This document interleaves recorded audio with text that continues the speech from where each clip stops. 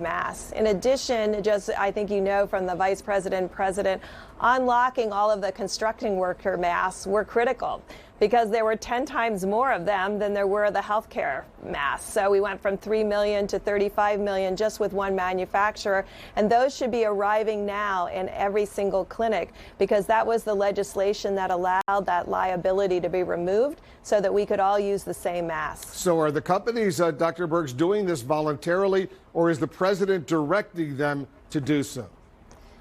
What has been really remarkable to me is how much manufacturers and the American people have responded. So these are manufacturers coming to us and saying, well, first we went out to 3M, and I think it was really amazing that the vice president thought of going out there, because before we went to the 3M manufacturer, we didn't realize that 90% of our masks made in the United States were for construction workers.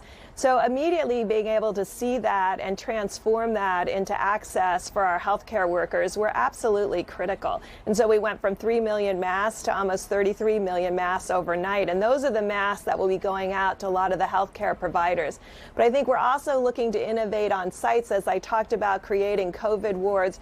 We're looking at options now. If we can get an option where people could self-test, then we could really eliminate the amount of personal protective devices needed in the testing arena. So we're looking at all of these things to be both sparing of our current supplies as well as finding new innovations to expand our supplies. In addition to